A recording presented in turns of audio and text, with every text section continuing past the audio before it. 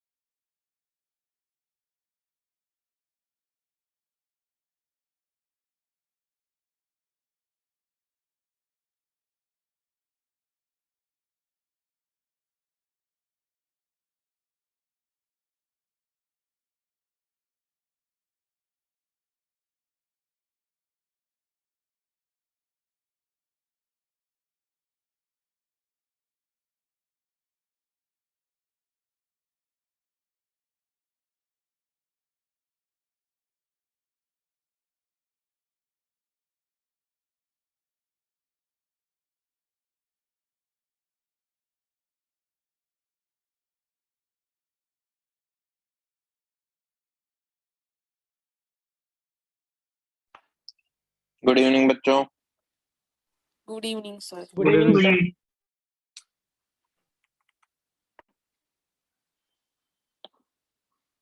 कौन सी डीपीपी थी?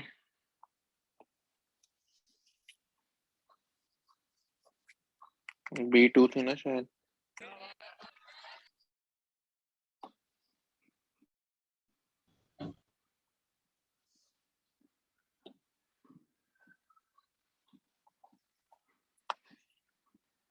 ये आंसर्स लिख लो B2 के।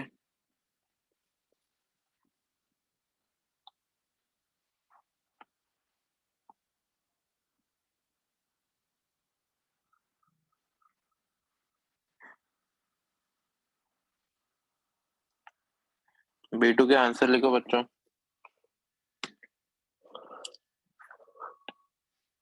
हाँ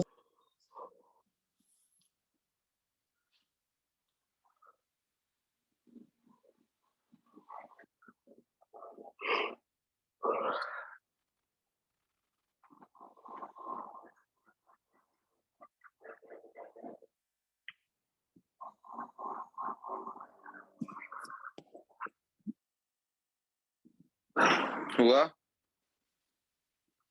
हाँ सर हो अब डाउट बताओ 1 से 5 तक में, कोई सा डाउट?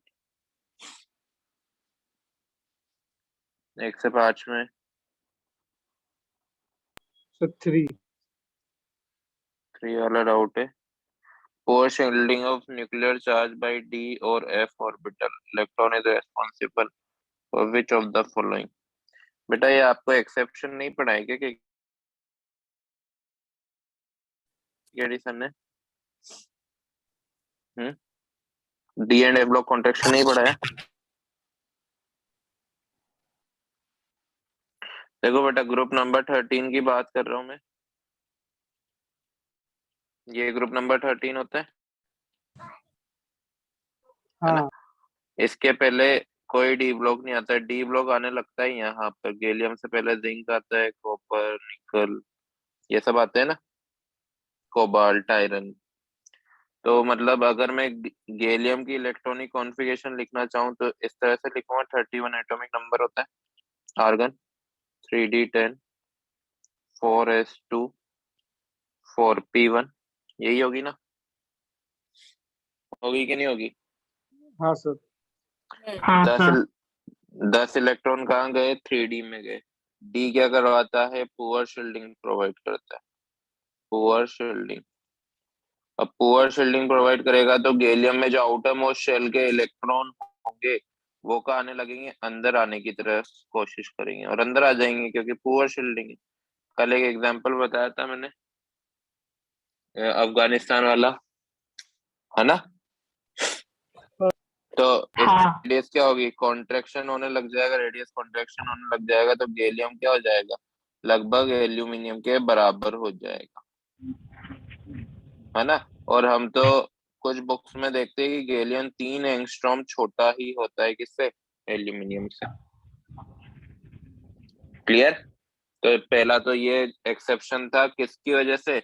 इसको बोलते हैं डी ब्लॉक कॉन्ट्रैक्शन। क्या बोलते हैं इसको? D block contraction. क्लियर? इसी तरह से एफ ब्लॉक कॉन्ट्रैक्शन भी है जो हमें ग्रुप नंबर 4 से देखने को मिलता है। ग्रुप नंबर 3 में कौन आता है? स्कैंडियम, यट्रियम, लेंथेनियम और एक्टिनियम। लेंथेनियम के बाद आपको पता होगा 14 एलिमेंट का जाते हैं, लेंथेनॉइड में जाते हैं। याद है ना? हाँ फिर ग्रुप नंबर 4 आएगा। ग्रुप नंबर 4 क्या होगा? HF RF। मतलब HF में 14 इलेक्ट्रॉन कहाँ गए हैं? 14 इलेक्ट्रॉन F सब शेल में गए। F सब शेल में गए हैं तो पुअर शील्डिंग हुई है। पुअर शील्डिंग हुई है तो हाफनियम की जो साइज है लगभग जर्कोनियम के साथ साथ बराबर होगी। इसको बोलते हैं 4D सीरीज, इसको बोलते हैं 5D सीरीज। तो जो जर्कोनियम है लगभग हाफनियम के बराबर होगा। मतलब period number 5 and period number 6 के डी ब्लॉक के एलिमेंट बराबर होते हैं, ग्रुप नंबर 4 से 12 तक के। क्लियर? तो इसमें देखो कौन कौन सा सही हो रहे हैं हमारे। पहला वाला सही हो रहा है, atomic radius radius of NB 4D series is comparable to that of T 5D। सही है, यही समझाया अभी मैंने। दूसरा, हाँ the first ionization energy of copper is less than that of zinc. Copper and zinc तो बेटा हमारे ग्रुप पीरियड नंबर 4 के एलिमेंट है। पीरियड नंबर 4 में ना तो डी ब्लॉक लग रहा है ना एफ ब्लॉक लग रहा है, तो इसमें तो कोई मतलब ही नहीं। ये तो हमारी फुल्ली फिल्ड वाली कॉन्फ़िगरेशन की वजह से हो रहा है। याद है ना कॉपर का क्या होता है? कॉपर की इलेक्ट्रॉनिक 4s1, जिंक की क्या होगी? Argon 3d10 4s2। किससे इलेक्ट्रॉन निकालना टफ होगा? फुल्ली फिल्ड से इलेक्ट्रॉन निकालना टफ होगा। तो ज्यादा आईई किसकी होगी? जिंक की। और कम आईई किसकी होगी? कॉपर की। तो ये वाला तो कोई डी ब्लॉक एफ ब्लॉक की वजह से नहीं लिखा हमने, तो सेकंड वाला सही नहीं है।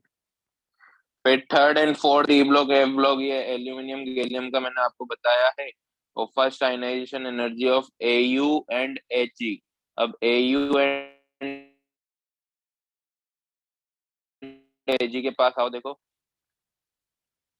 एयू एंड एजी कहाँ होते हैं? कॉपर वाले ग्रुप में होते हैं इस तरह से। ये 4d सीरीज है और ये 5d सीरीज है। लग रहा होगा लेंथ यूनिट कॉन्ट्रैक्शन, इस वजह से डी वाला भी सही होगा। आगे क्या समझ में? हाँ सर। इसके बाद कोई सा कौन सा डाउट सर है? आपकी वॉइस सर ब्रेक आपकी हो आवाज रही है। लैग हो रही बीच बीच में। तो वॉइस ब्रेक हो रहा है। वॉइस ब्रेक हो रही है सर आपकी। सर मतलब पहले से हो रही। अभी भी हो रही है? सर हाँ वो सर। बीच हाँ सर, बीच में हो जाती है बोलते बोलते। बीच में अटक रही सर आपकी आवाज। बताना बेटा अब आगे हो तो ऐसा। हाँ सर। अब बताओ और कोई डाउट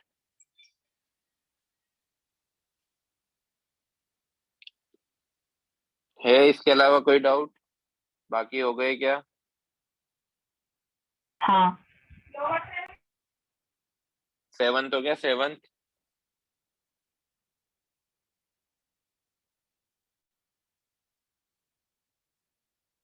करते ही नहीं हो क्या? किस किस ने किए डीपीपी ट्रू?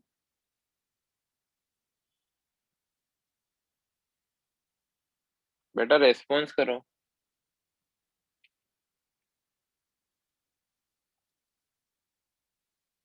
हेलो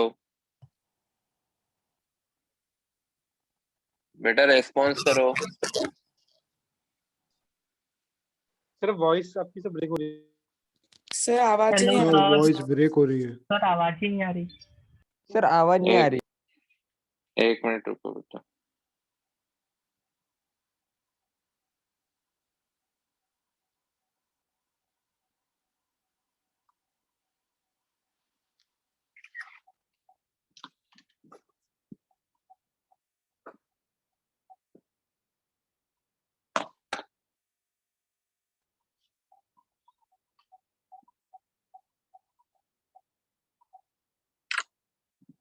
अब आ रही है? हाँ हेलो सर। हाँ सर, आ रही सर। चलो हो गई ये डीपीपी। कल की क्लास में B3 डिस्कस करेंगे। Yes sir. ठीक है, B3 में 20 क्वेश्चन है आई थिंक, ये करके लाने 20 क्वेश्चन ओके। B3 के।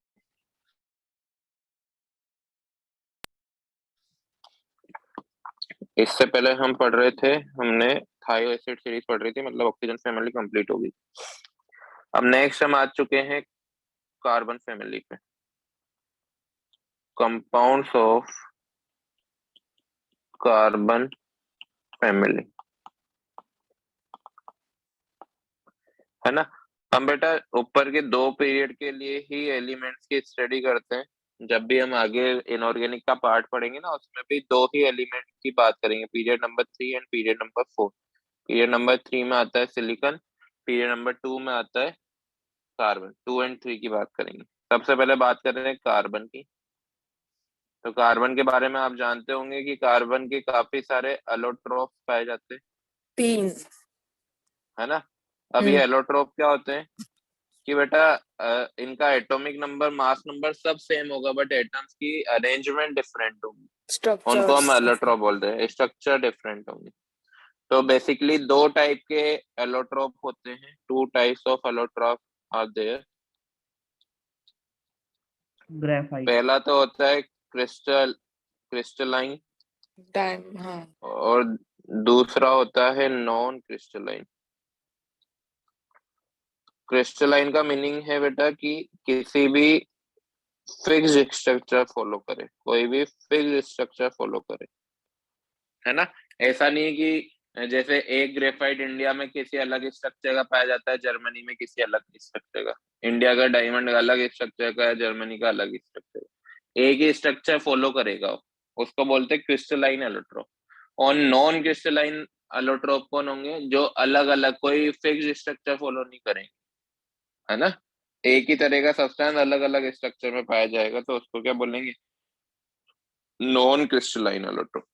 अब क्रिस्टलाइन के भी तीन अलग अलग पार्ट हमें पढ़ने। पहला तो है ग्रेफाइट, डायमंड और फुलरीन। डायमंड, एंड सी है फुलरीन। सर फुलरीन मतलब ऐसे 65 था ना, C65। C60। हाँ सर वही सर वो। हाँ, वो अभी मैं नोट कराऊंगा, आप जल्दी से लिखो। ये हम्म। थोड़ी ज्यादा थ्योरी है इसमें बेटा, जल्दी जल्दी लिखना है, साथ साथ लिखते चलना।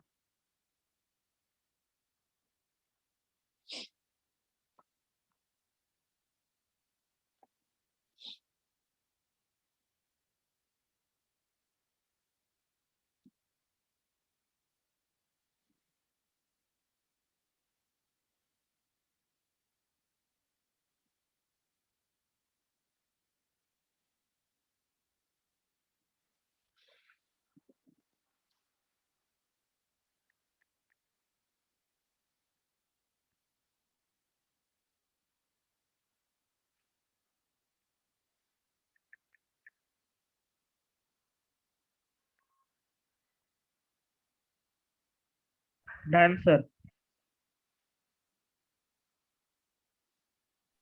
नहीं सर।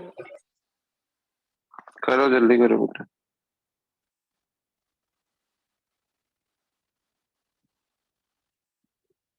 हाँ हो गया सर।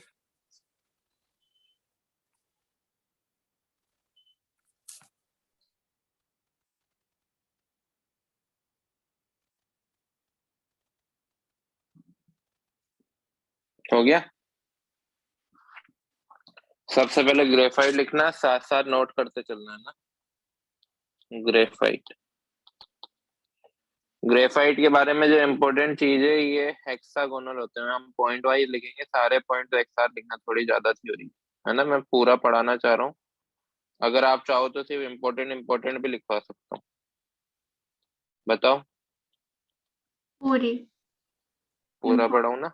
हाँ पूरी। हाँ सर पूरा। Hexagonal layer structure, hexagonal layer structure होता है। स्ट्रक्चर देखते हैं, देखो कैसा होने वाला है। लिपरी।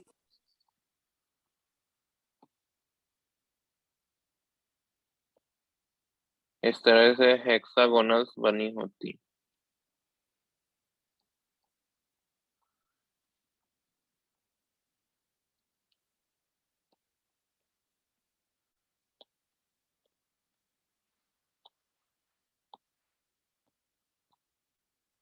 इस तरह से, ठीक है।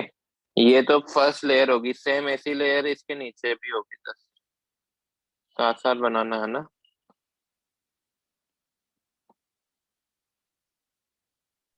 हम्म।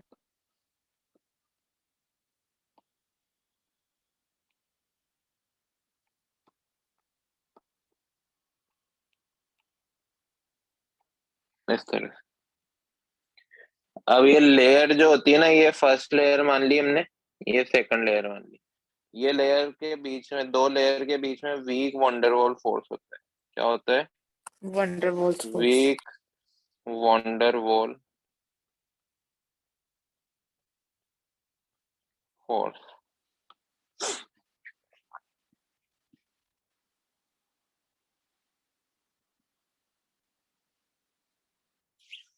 हो गया? बनाओ सर चलो, रुको। आराम, हाँ आराम से बनाओ।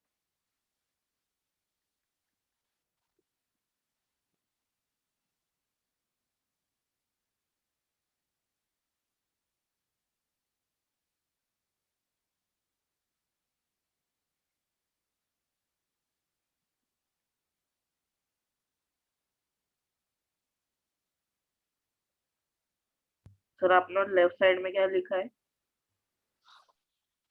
Week van der Waals force.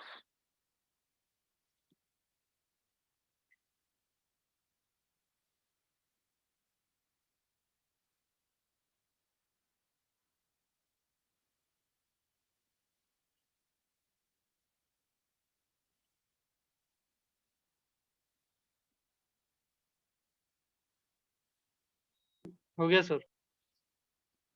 हो गया। अब देखना बेटा, ये जो दो नहीं लेयर, सर रुको। ओके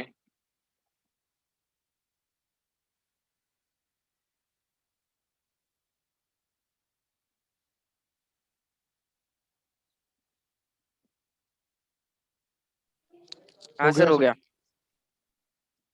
सर एक मिनट। हो गया सभी का? एक मिनट।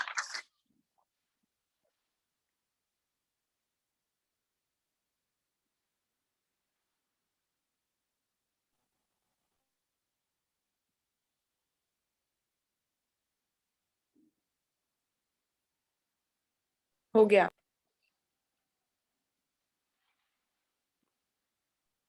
हो गया सर। हो गया। अब देखना बेटा, हाँ यहाँ पर ये कार्बन एटम्स है, ये मैं रेड रेड डॉट बना रहा हूँ, कार्बन ही हाँ है ना। हाँ सर। अब एक कार्बन तो 4 बॉन्ड बनाता है, ये तो 3 ही बॉन्ड बना रहा है एक कार्बन, है ना। तो चौथा बॉन्ड कहाँ हाँ। होगा? चौथा बॉन्ड बेटा पाई बॉन्ड बना रहा होगा इस तरह से, डबल इस तरह बॉन्ड। से। हाँ, डबल बॉन्ड इस तरह से पाई बॉन्ड बन रहे होंगे, रेजोनेंस बनाते हुए चल रहे हैं। क्या बनाते हुए चल रहे हैं? रेजोनेंस। रेजोनेंस। इस तरह से, ठीक है। अब रेजोनेंस के बारे में तो जानते हो ना थोड़ा बहुत, हाँ हाँ आपने है ना। इंट्रोडक्शन दिया। अपनी तो है सर। ठीक। हाँ, उसमें तो अब पढ़ते ही। हाँ हाँ वेरी गुड, बहुत जानते हो फिर। अब ऐसा है कि अगर मुझे हाइब्रिडाइजेशन बनानी पड़े, हाइब्रिडाइजेशन बतानी पड़े हर एक कार्बन की, तो कार्बन के पास क्या कोई लोन पेयर है? नहीं। नहीं है। कितने सिग्मा बॉन्ड बना रहा है? ये 3 सिग्मा बॉन्ड, तो स्टेरिक नंबर कितना आएगा? 3। 3। तो कार्बन की हाइब्रिडाइजेशन क्या हो जाएगी? sp2। sp2। Very sp2। Good. Hybridization of each carbon atom is sp2। लिख सकते हैं ये वाला डेटा भी, हाँ ठीक है। जो 4th इलेक्ट्रॉन है, साथ साथ लिखते चलना बेटा, of carbon is utilized in forming pi bond which is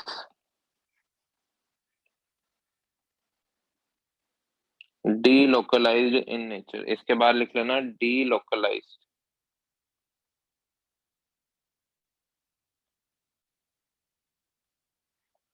which is delocalized in nature।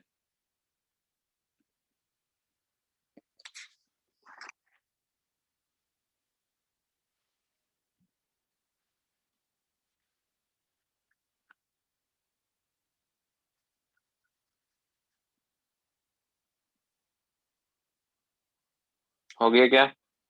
हाँ सर। हाँ सर हो गया। सर एक मिनट। delocalized in nature और लिख लेना बस, in nature। समझ आ गया? जो हाँ sir. 4th carbon 4th electron है वो क्या कर रहा है? पाई बॉन्ड बनाने के काम में आ रहा है, ठीक है। हाँ सर। नेक्स्ट लिखो, जो कार्बन कार्बन की बॉन्ड लेंथ है, इसमें ये भी हमें याद रखनी है, वो होगी 1.4 एंगस्ट्रॉम। जो कार्बन सिंगल बॉन्ड कार्बन की जो बॉन्ड लेंथ है ना, वो कितनी है? 1.4 एंगस्ट्रॉम, ठीक है। हाँ सर एक लास्ट स्लाइड चाहिए। हाँ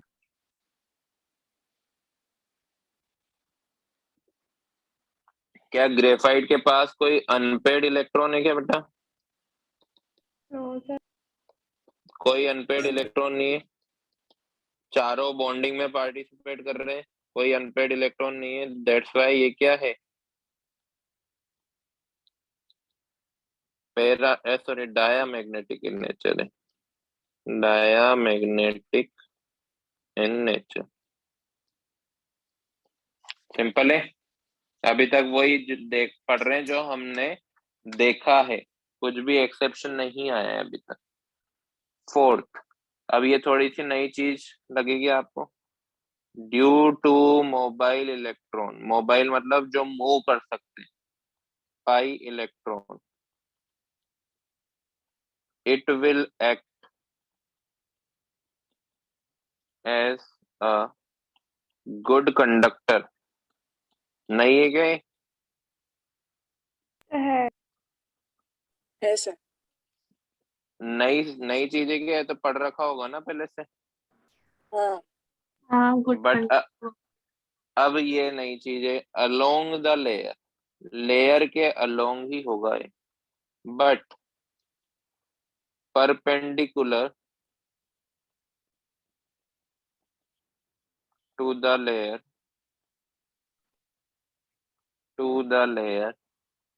it is bad conductor। अब इसका मीनिंग समझना, नोट करो, चलो पहले मैं फिर बताता हूँ।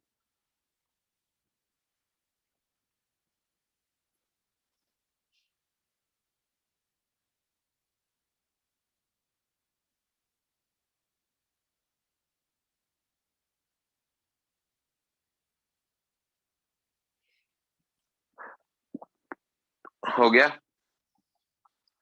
नहीं, हाँ सर हो गया। लास्ट वन बाकी।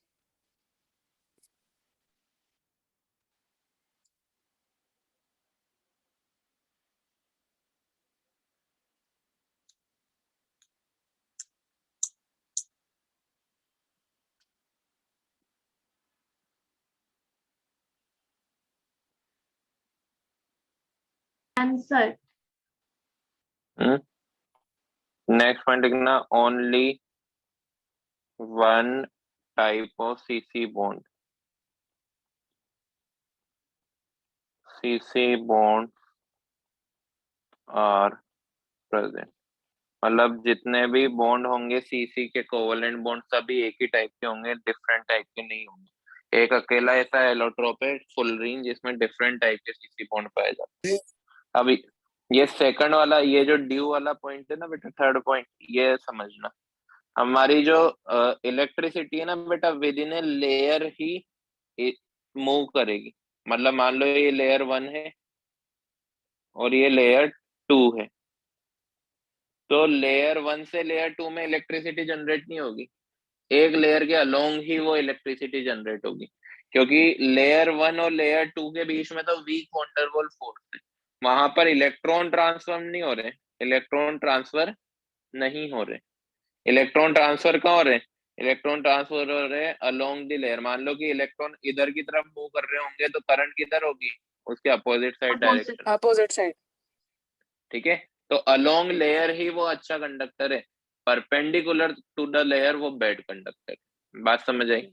हाँ हाँ मतलब एक लेयर से दूसरी लेयर में वो इलेक्ट्रिसिटी कंडक्ट नहीं करेगा, एक ही लेयर में वो इलेक्ट्रिसिटी कंडक्ट करता रहेगा। समझ आ दो गया? एक स्लैब में ऐसा, एक स्लैब।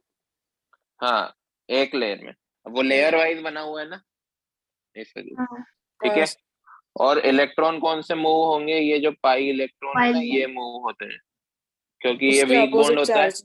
हाँ हाँ, उसके अपोजिट करंट पास होती रहेगी। सर लेकिन क्लियर है? इलेक्ट्रॉन का मूविंग ही तो करंट होता है, हाँ, बट वो उसके डायरेक्शन में अलोंग होना लेयर है। चाहिए ना। नहीं नहीं नहीं नहीं नहीं नहीं, उसके अपोजिट डायरेक्शन में करंट होती है। ये तो कन्वेंशनल। फिजिक्स में, हाँ हाँ 10th में। फिजिक्स में पढ़ाया होगा आपको। कर दो ही रह दिए।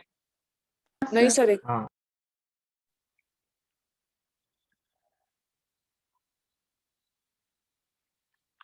ग्रेफाइट को आपने डे टू डे लाइफ में तो देखा ही होगा, अपनी पेंसिल टिप में होता हाँ है ना? इजीली ब्रेक भी हो जाता है, स्ट्रॉन्ग नहीं होता है बिल्कुल भी, आप थोड़ा सा फोर्स लगाओगे टूट जाएगा। अब वो टूटता क्यों है? क्योंकि दो लेयर के बीच में वीक वंडरवॉल फोर्स होता है। उसी चीज को हम लिखने वाले हैं लास्ट में। हो गया सर। हो गया। हाँ अब लिखना है, हाँ। इसमें मैं बोल रहा हूँ देयर इज, साथ साथ लिखना, there week van der Waals force of attraction FOA between two layers. So layers can easily slide over each other. Hence, graphite used as soft lubricant. इस वजह से ग्रेफाइट का यूज भी हम एज ए ल्यूब्रिकेंट कर सकते हैं। क्लियर? हाँ। दूसरा एलोट्रोप आ जाता है डायमंड। अब डायमंड का स्ट्रक्चर कुछ ऐसा होता है, एक कार्बन 3 अलग अलग कार्बन से जुड़ा होता है, इस तरह से। सारे CC पे। हाँ, सभी की अगर हाइब्रिडाइजेशन पता चले तो कैसी होगी? sp3 sp3। तो ये होगा हर कार्बन के इस डायरेक्शन में होगा sp3। अब यहाँ पे तो सारे ही सिंगल बॉन्ड है, कोई पाई बॉन्ड नहीं है, मतलब इलेक्ट्रॉन ट्रांसफर नहीं होने वाले। इलेक्ट्रॉन ट्रांसफर नहीं होंगे तो बैड कंडक्टर ऑफ इलेक्ट्रिसिटी होने वाला है। हाँ ठीक है, तो इसमें लिखते चलो जल्दी जल्दी। In diamond each carbon atom is bonded with 4 other carbon atom with sigma bond. Note करना जल्दी।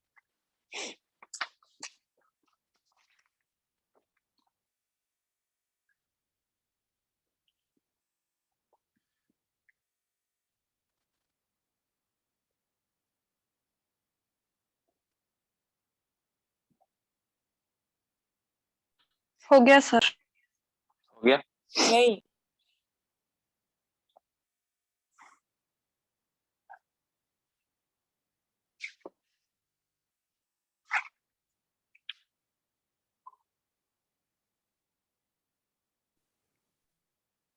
हो गया?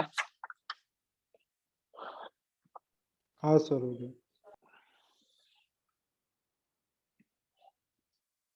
कर दो रे। हो गया सर। हाँ सर।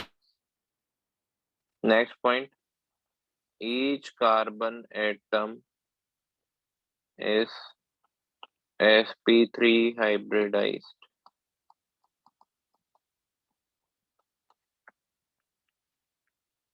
इसमें सारे सेम ही टाइप के बॉन्ड होंगे। There is only one type of carbon carbon bonds and carbon carbon bond length is, आपको पता है सिंगल बॉन्ड की बॉन्ड लेंथ कितनी होती है? 1.6 नहीं, 1.54 एंगस्ट्रॉम।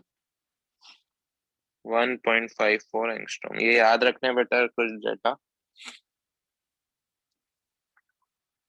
इसमें भी कोई अनपेयर्ड इलेक्ट्रॉन नहीं, no unpaired electron, so diamagnetic in nature. सही लिख रहा हूँ? हाँ सर। नेक्स्ट, स्ट्रॉन्गेस्ट एलिमेंट है ना ये,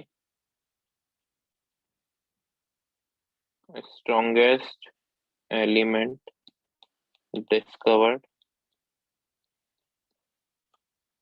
no mobile electron, so bad conductor of electricity.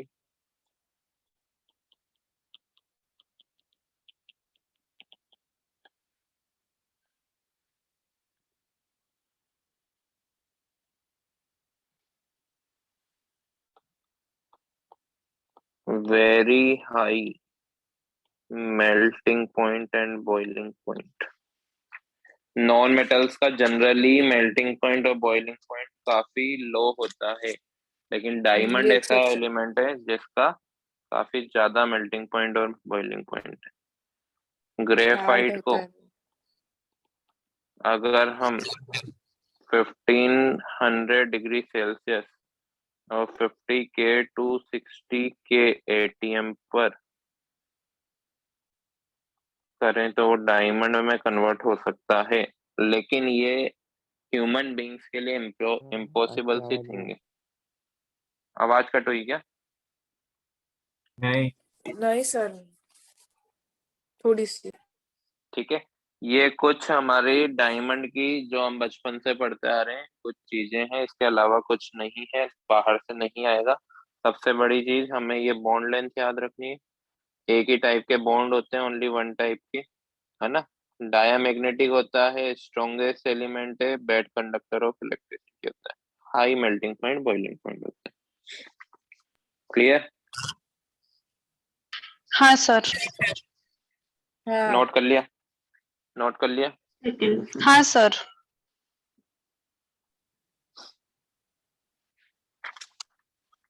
Sir, एक सेकंड पीछे।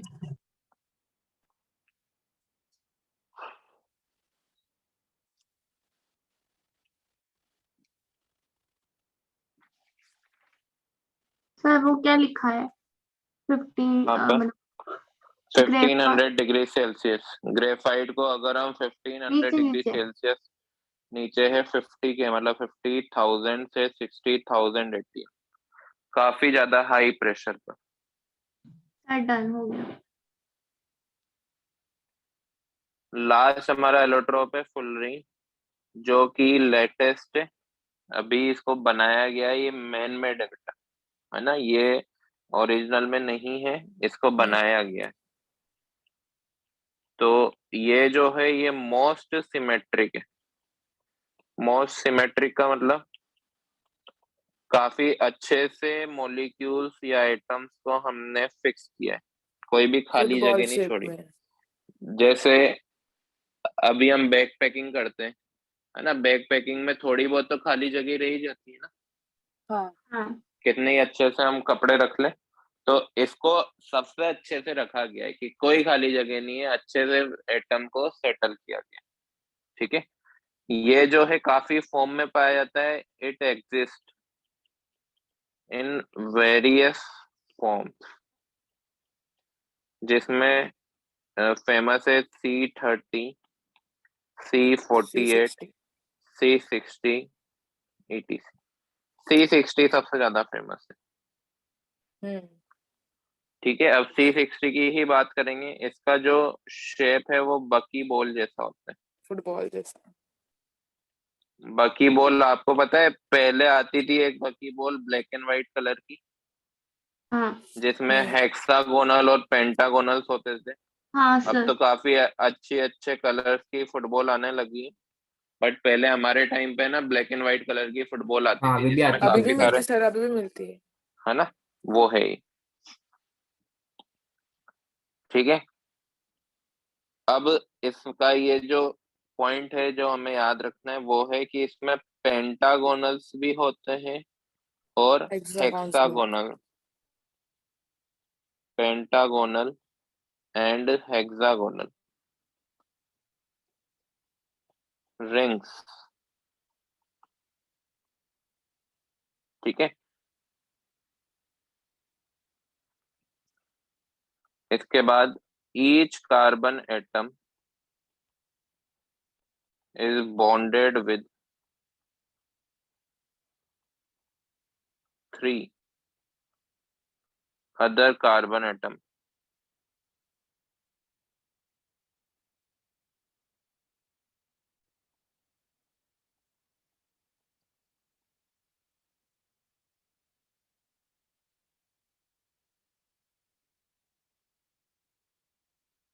ठीक है, लिखो यहाँ तक, फिर इसमें एक इंटरेस्टिंग चीज बताऊंगा।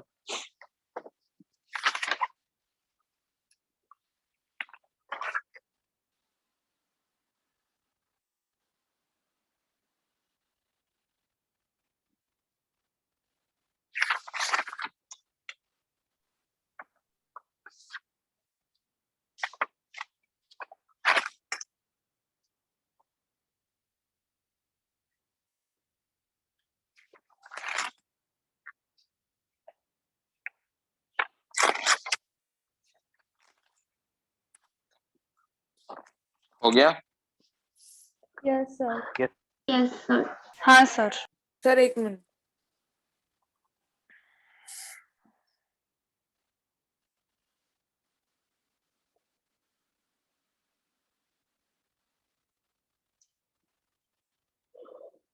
हो गया। अब इसमें जो फोर्थ इलेक्ट्रॉन होता है ना, इसमें भी बेटा पाई बॉन्ड बनाता है। ठीक है, वही लिख रहे हैं हम कि फोर्थ इलेक्ट्रॉन जो है is involved in formation of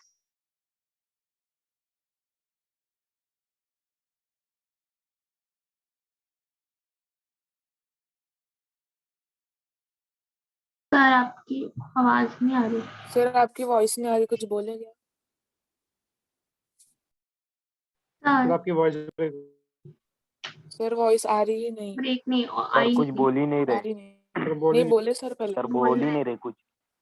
sir पता नहीं। सर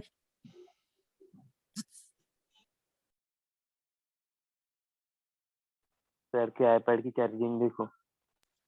23%। जल्दी खत्म हो जाएगी।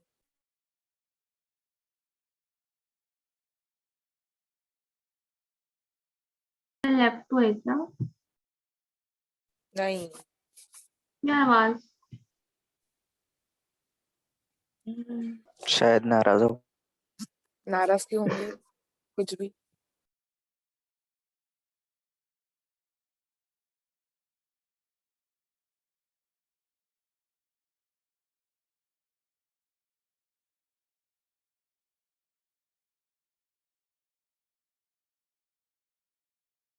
Hello hello.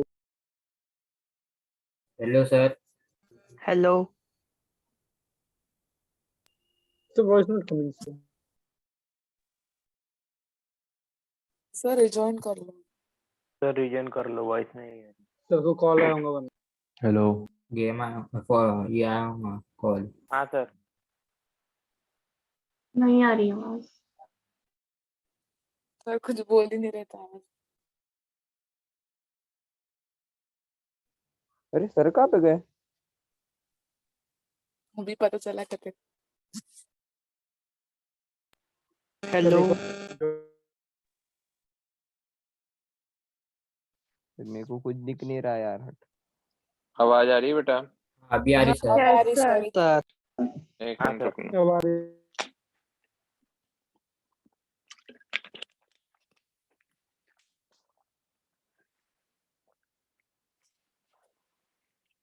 दिख रही है स्क्रीन? हाँ सर। ये वाला पॉइंट मैंने लिखवाया तब तक ठीक है आवाज मेरी?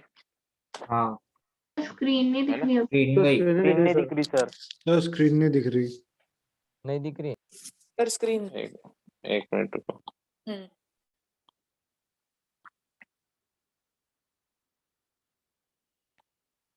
दिख रही है अब? दिख रही है। हाँ सर अभी ठीक है। ठीक है, ये वाला पॉइंट और लिख लो कि इसमें दो टाइप के सीसी बॉन्ड होते हैं और लास्ट पॉइंट है C60 का। कंटेन्स 12 पेंटागोनल्स, जो हमें याद रखने, एंड 20 हेक्सागोनल रिंग्स। ठीक है, इस तरह से पेंटागोनल रिंग्स होंगी और इनसे हेक्सागोनल रिंग जुड़ी हुई होगी इस तरह से।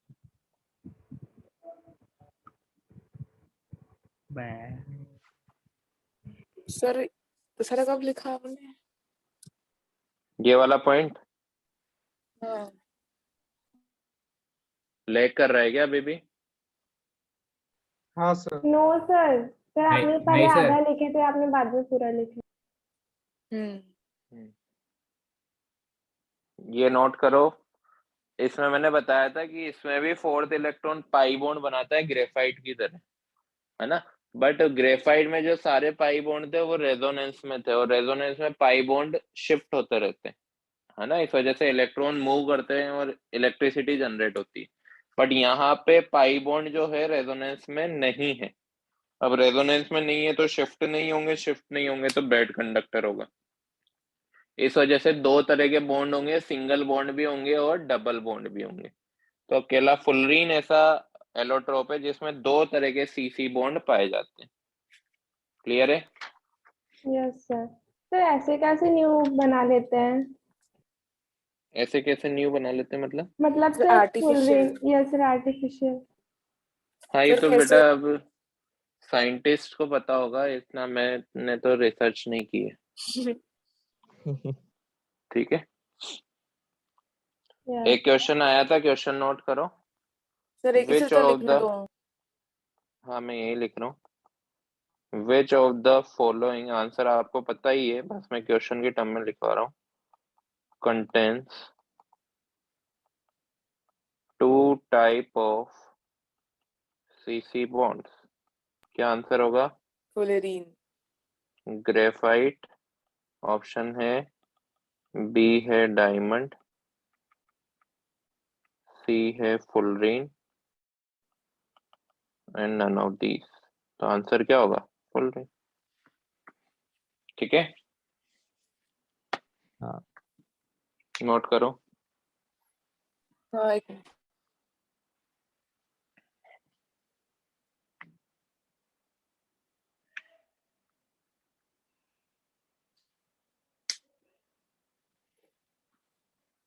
आप लोगों को अभी तक बॉन्ड ऑर्डर कैलकुलेट करना नहीं सिखाया गया है ना? सर आता है। सर पता कौन ने नहीं यार। सिखाया? फिर टीकेटी सर ने बताए थे बॉन्ड ऑर्डर। ठीक है, इस चैप्टर में हम आगे पढ़ेंगे बॉन्ड ऑर्डर कैसे कैलकुलेट करते हैं। तो थोड़ा बताया था बॉन्ड ऑर्डर के बारे में से। ठीक है,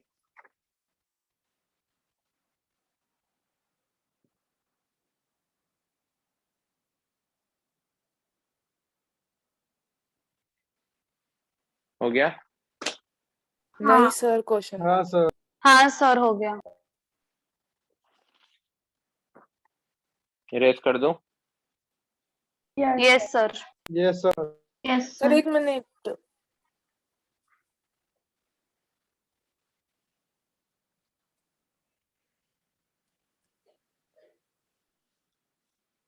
हो गया?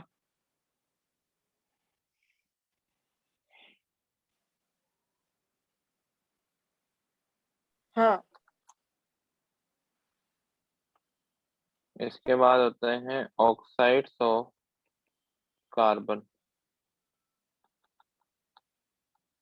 कार्बन के दो ही ऑक्साइड है, एक तो है कार्बन मोनोऑक्साइड जो किस नेचर का होता है? न्यूट्रल।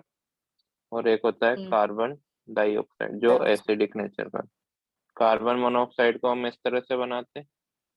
ठीक है, ऑक्टेट इसका भी कंप्लीट और ऑक्टेट इसका भी कंप्लीट। इसने जो तीसरा बॉन्ड है वो कोऑर्डिनेट बॉन्ड बनाया है, याद रखना। ठीक है, अगर मैं कार्बन की हाइब्रिडाइजेशन देखूं तो क्या होगी यहाँ पर? sp। क्लियर है? कार्बन हाँ सर डाइऑक्साइड sp2। ये भी लीनियर ही है, लीनियर ही है ना ये?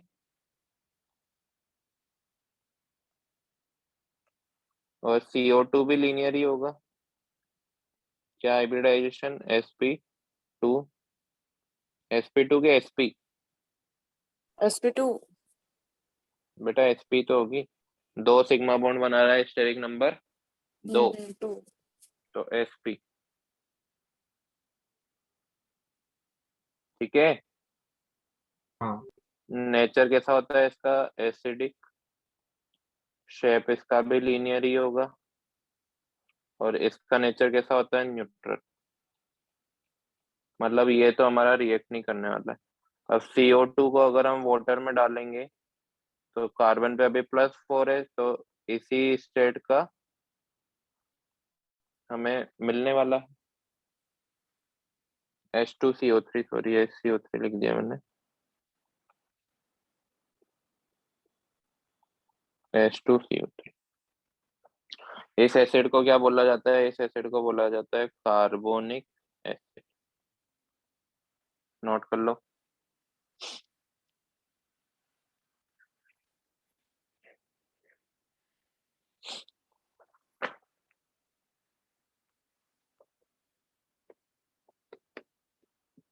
हो गया क्या? सिंपल ही है ना ये तो। ऐसा हो गया। एक मिनट।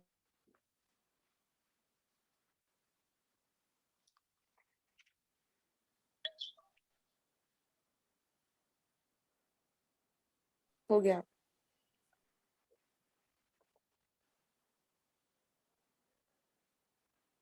कर दो रेस।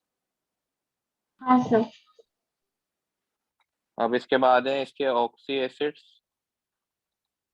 ऑक्सी एसिड पहला तो हमने देखा ही है H2CO3, कार्बोनिक एसिड बोलते हैं इसको। अगर कैसे बनाएंगे हम, एक तो डबल बॉन्ड हो, एक OH, दूसरा OH, बेसिसिटी क्या हो जाएगी 2।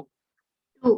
इसकी हाइब्रिडाइजेशन क्या होगी कार्बन की, sp2, क्योंकि 3 सिग्मा बॉन्ड बना रहा है, राइट। हाँ। दूसरा होता है हाँ बेटा sir. Oxalic acid. Oxalic acid का फॉर्मूला पता है आपको? इस तरह से लिखा जाता है COOH होल ट्वाइस, या फिर इसको इस तरह से भी लिखते हैं H2C2O4। ये इस तरह का होता है इसका diagram, C double bond OOH, C double bond OOH। अब बेसिसिटी बताओ कितनी होगी इसको देखकर? 2। 2। यही एसिडिक हाइड्रोजन है बेटा जो ऑक्सीजन से जुड़े होते हैं, हाँ। ठीक है। तो बेसिसिटी क्या है इसकी 2। हाइब्रिडाइजेशन क्या है दोनों कार्बन की, sp2। रहेगा कंपाउंड याद? हाँ। हाँ। नोट हाँ। कर लो।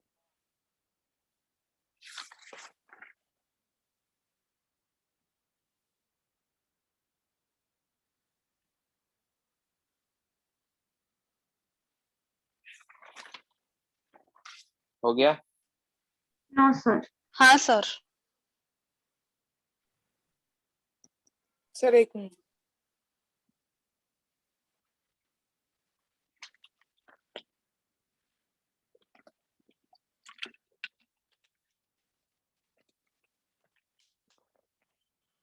Done sir. हो गया? हाँ। हाँ। चलो अब इसके बाद देखते हैं बेटा सिलिकॉन के बारे में, है ना। क्वेश्चन एक क्वेश्चन कर लेते हैं। CO2 तो एग्जिस्ट करता है as a gas, while SiO2 is a solid। SiO2 पता है ना क्या है? सिलिका, रेत जो होती है, सैंड, है ना। अब ये ऐसा क्यों? CO2 का डायग्राम कुछ इस तरह से होगा। इसमें जो बॉन्डिंग हो रही है, पाई बॉन्ड जो बन रहा है, वो 2p पाई के बीच में बन रहा है इस तरह से, इफेक्टिव पाई बॉन्ड बन रहा है ना। जबकि SiO2 में ऐसा नहीं होगा, यहाँ पर जो पाई बॉन्डिंग हो रही है वो 2p पाई एंड 3p पाई के बीच में हो रही है, ठीक है। तो मतलब बॉन्ड कुछ इस तरह का होगा, इस तरह का, हाँ या ना। मतलब इफेक्टिव नहीं है, ये अनस्टेबल बॉन्ड है, हाँ या ना। अनस्टेबल बॉन्ड है, इस वजह से ये एग्जिस्ट नहीं करेगा, डज नॉट एग्जिस्ट। तो इसका जो असली स्ट्रक्चर होता है ना, वो ऐसा होता है, 2 सिंगल बॉन्ड जुड़े होते हैं इस तरह से। और ये कभी भी अकेला मॉलिक्यूल एग्जिस्ट नहीं करेगा, ये हमेशा पॉलीमर्स की फॉर्म में एग्जिस्ट करता है। समझ आया? समझ आया? Yes sir. हाँ। CO2 में तो जो पाई बॉन्ड बन रहा था थोड़ा स्ट्रॉन्ग बन रहा था, तो वो एग्जिस्ट कर जाता है गैस की फॉर्म में। लेकिन SiO2 अकेला मॉलिक्यूल एग्जिस्ट नहीं करेगा, क्योंकि इसका पाई बॉन्ड जो है वो बन नहीं पा रहा है बेटा। अभी भी ऑक्सीजन की वैलेंसी हमारी फुलफिल नहीं हुई है, ना सिलिकॉन की हुई है। तो इसका अकेला मॉलिक्यूल एज ए एटम ही बिहेव करेगा और ये काफी सारे दूसरे एटम के साथ या दूसरे मॉलिक्यूल्स के साथ जुड़ेगा और पॉलीमर की फॉर्म में एग्जिस्ट करेगा और पॉलीमर बनाएगा तो सॉलिड स्टेट में जाएगा। क्लियर है? अब Yes, किस sir. तरह से ये पॉलीमर बनाते हैं ये हमें देखना है। लिख लिया ये? बस एक सेकेंड। हो गया।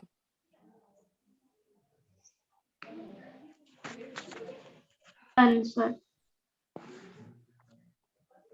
यहाँ पर स्टार बना के लिखना most important compound of silicon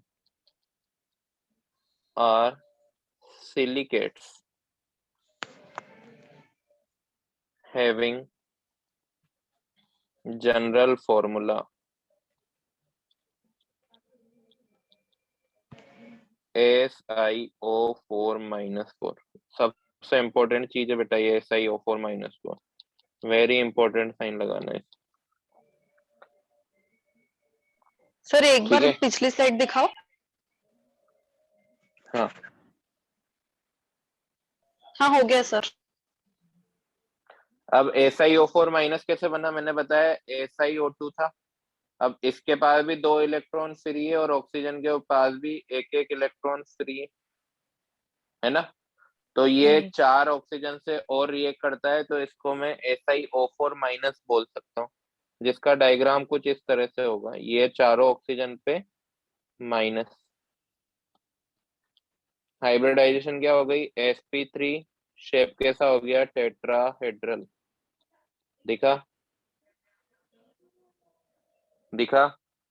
हाँ अब टेट्राहेड्रल को देखो, मैं है ना आपको थोड़ा सा बना के बताता हूँ टेट्राहेड्रल। 1 मिनट रुकना है ना।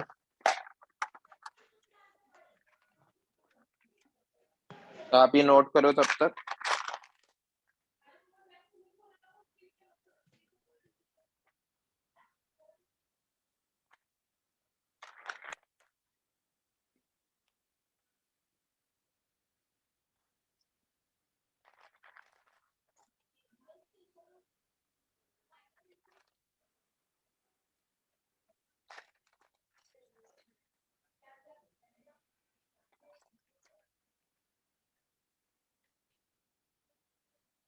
नोट किया बेटा? यस सर कर लिए।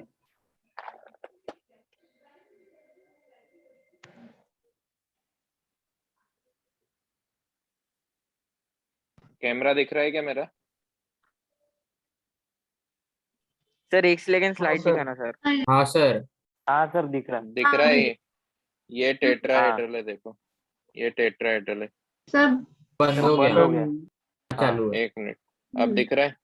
हाँ हाँ दिख सर। रहा है? हाँ ये बीच वाला सिलिकॉन है, रेड कलर वाला हाँ। जो है सिलिकॉन है, दिख रहा है?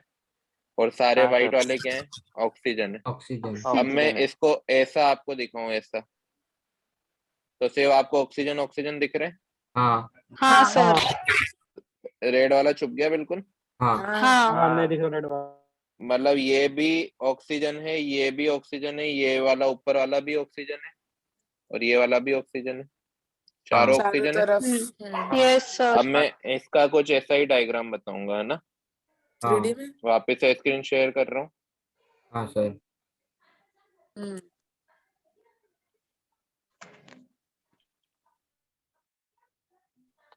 ऊपर से देख रहा हूँ जैसे वहां पर देखा था मैंने, है ना। ये 3 ऑक्सीजन तो इस तरह से है और ये चौथा ऑक्सीजन इस तरह से जुड़ा हुआ है, दिख रहा है? ऐसा ऐसा ही था। दिख रहा है। और बीच ही Yes. बीच में मतलब मैंने वो रेड सिलिकॉन के ऊपर है ना, हाँ हाँ, मैंने बीचों बीच में रेड कलर का डॉट बनाया, वो क्या हमारा सिलिकॉन है। सिलिकॉन। समझ आया?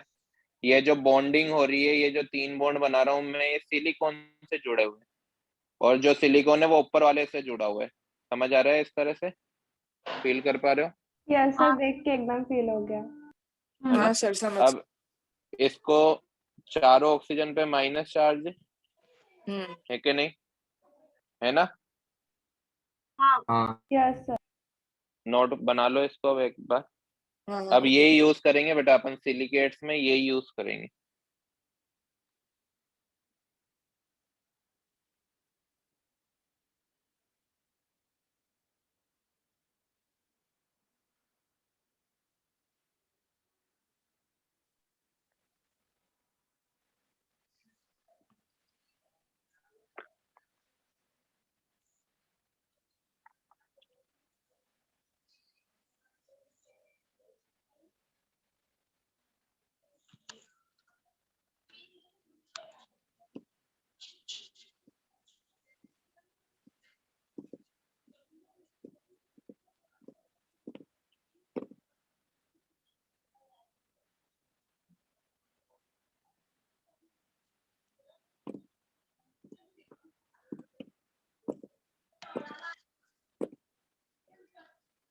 हो गया।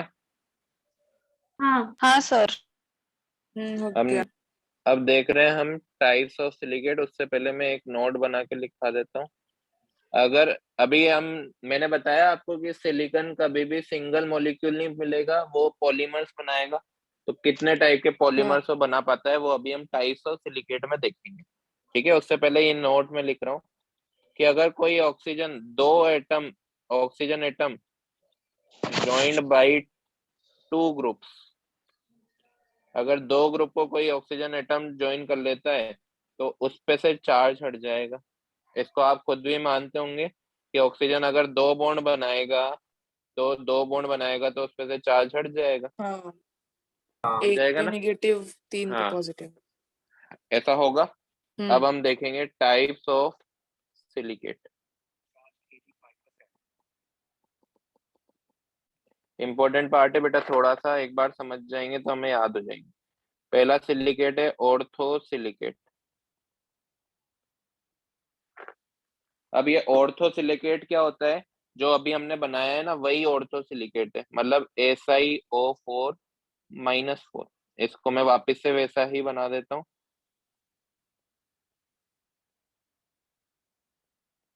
बीच में सिलिकॉन, इसी को हम क्या बोलने वाले हैं? Ortho silicate. कोई अभी नया सिलिकेट नहीं पढ़ा हमने, ऑर्थो सिलिकेट पढ़ा है जो हम ऑलरेडी पढ़ते हुए आ रहे हैं। इसका फॉर्मूला क्या होगा? SiO4-4। क्लियर? हाँ नोट करो जल्दी से।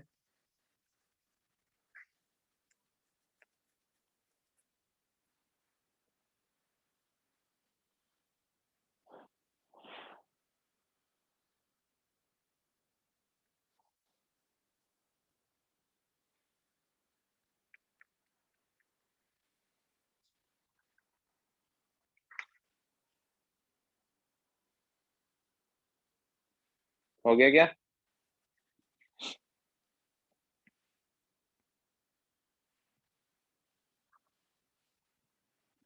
Done sir. हाँ सर। दूसरा है बेटा पायरोसिलिकेट। पायरोसिलिकेट। 1 मिनट दिखाओ सर। हाँ, ये इन पे सभी पे माइनस चार्ज लिखना जरूर मत भूलना।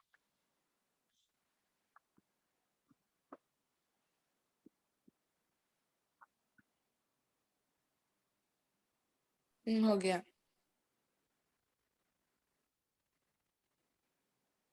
हो गया। हाँ एक मिनट।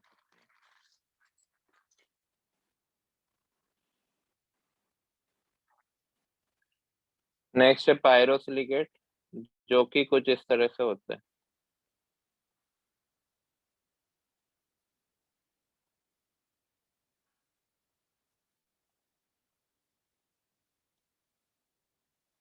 मतलब इसमें क्या हुआ कि सिलिकेट जो था ना, उसका एक ऑक्सीजन एटम है ना, दूसरे सिलिकेट के साथ शेयर हो रहा है। मतलब इस वाले के ऊपर माइनस चार्ज होगा क्या, ये बताओ? नहीं होगा ना, क्योंकि 2 ग्रुप में शेयर हो रहा है। इनके अलावा सभी हाँ में माइनस चार्ज 2 होगा, बॉन्ड है। ये इस पे भी। अगर मैं इसका फॉर्मूला बनाऊं तो 2 तो सिलिकॉन होंगे, Si2। ठीक है, ऑक्सीजन कितने दिख रहे हैं आपको? 7। चार्ज कितना दिख रहा है आपको? -6 दिख रहा है कि नहीं? तो ये फॉर्मूला किसका हो जाएगा? पायरोसिलिकेट का। पायरोसिलिकेट वो होंगे जिसमें एक ऑक्सीजन दो ग्रुप के बीच में शेयर्ड होगा। क्लियर है? लिखवाने की जरूरत तो नहीं है ना? सर नहीं सर। फिर भी लिखवा दो। चलो लिख लो। In this silicate 2 tetrahedral units are joined by one oxygen atoms.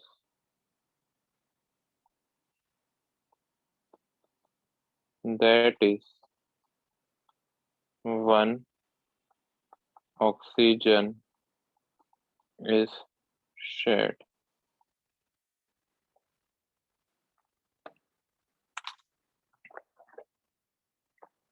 Clear है? Yes, sir. Yes, sir. Erase कर दूं? Yes sir. हाँ sir.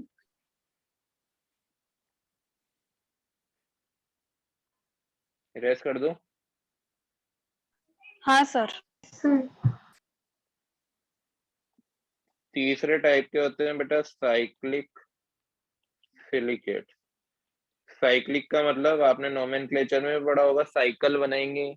अब हाँ, साइक्लिक सिलिकेट का जनरल Continuous. फॉर्मूला हमें याद रखना है, SiO3n-2n। ध्यान देना, साइक्लिक इस तरह से बना सकते हैं। सर एन की वैल्यू एन की वैल्यू बेटा सर ये 3 GF से जनरल बड़ी होनी फॉर्मूला। चाहिए। हाँ, जनरल फॉर्मूला लिख लो बेटा।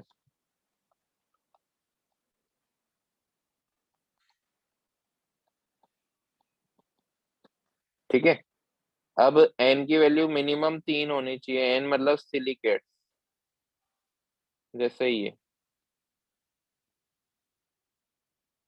दिखे 3 सिलिकेट, हाँ दिखे।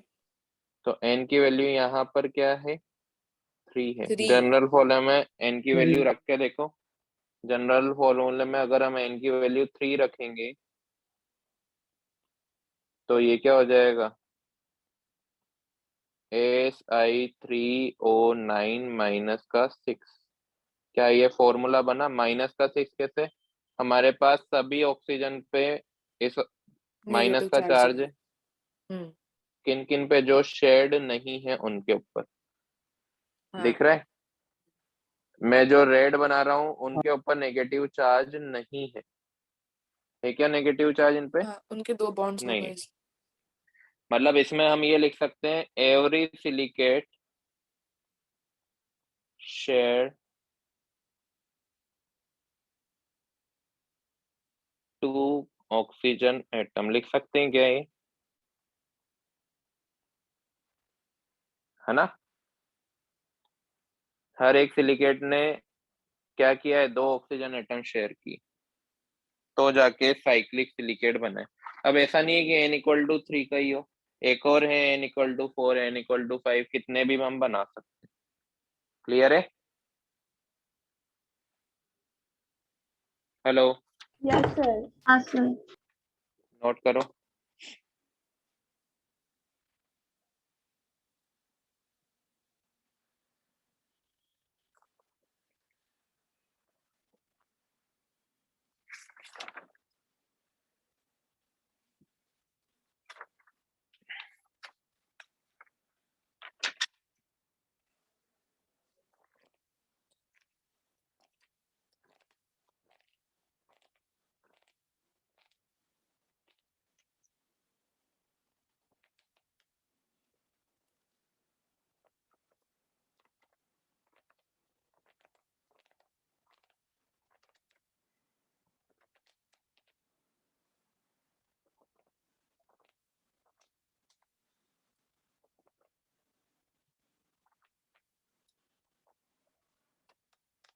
डन सर, हो गया। n=6 का बनाना हो तो सिंपली बना सकते हैं n=6 का भी। हमें कुछ नहीं करना है, 6 सिलिकेट बना देने इस तरह से।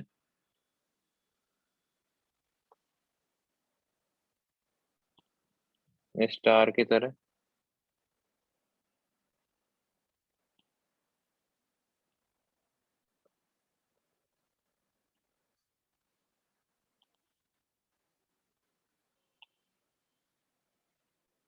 छह हो गए ना।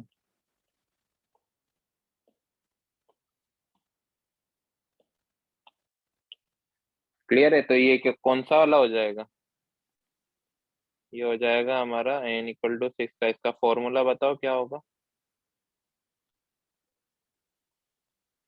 SI6 SI6 O18 माइनस का 18 12। माइनस ठीक है। 4 टाइप के सिलिकेट होते हैं बेटा, चैन सिलिकेट।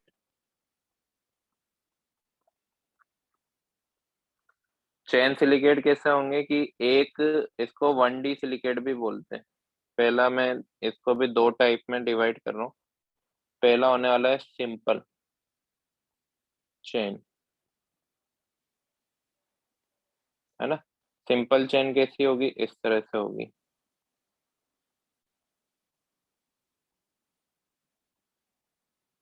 थोड़ा सा रंगोली टाइप का है कुछ भी, बस इनमें फॉर्मूले हमें ध्यान रखने। ठीक है।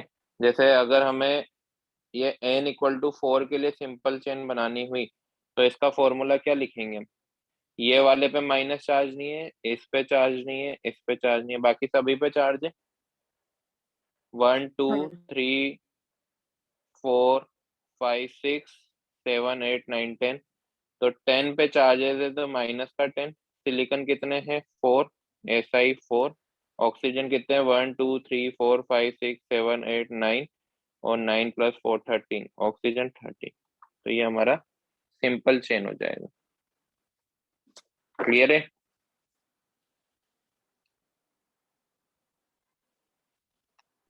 Yes sir. सर वो चार्ज कितना लिखे हैं आपने? माइनस का 10। ओके। एक और टाइप का होता है बेटा, थोड़ा सा और बोरिंग है वो, जल्दी से बना लो इसको। सर एक मिनट। सर आपके आईपैड की चार्जिंग देखो। हाँ बेटा, बस 5-10 मिनट और लूंगा क्लास, लास्ट टॉपिक। हाँ सर।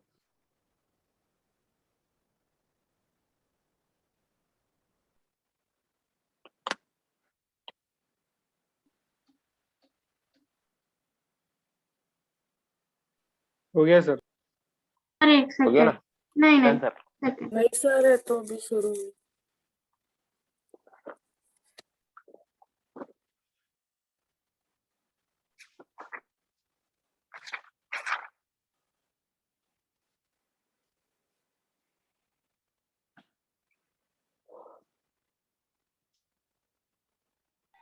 हो गया सर। हो गया। इसमें हो गया। पीछे सर एक मिनट। चेन सिलिकेट में आप डबल चेन भी लिख सकते हो। वो चार्ज -10 है ना? हाँ, खुद काउंट कर सकते हो। देखो बेटा, किस किस पे माइनस चार्ज होगा? इस वाले पे, इस वाले पे, इस वाले पे, इस वाले पे, इस वाले पे, इस वाले पे, इस वाले पे, इस वाले पे, इस वाले पे, इस वाले पे। कितने रेड डॉट दिख रहे हैं आपको? 10। 10, हाँ। अब ब्लैक वालों पे बेटा चार्ज नहीं है। इस वाले पे नहीं है, इस वाले पे नहीं है, इस वाले पे नहीं है। नहीं है ना? शेड ना। है क्योंकि। हम्म, हो गया सर। हो गया। हाँ। अब ध्यान देना, इसी में चेन सिलिकेट में ही मैं डबल चेन लिख रहा हूँ। डबल चेन का भी आप जल्दी जल्दी डायग्राम बना लो, कुछ भी नहीं है ये, इंपॉर्टेंट भी नहीं है। डबल चेन में क्या होगा? दो सिंगल चेन को हम ज्वाइन कर देंगे।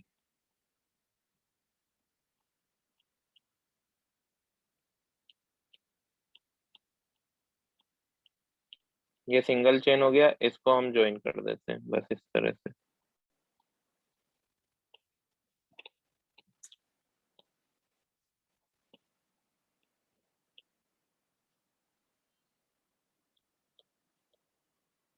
इस तरह से।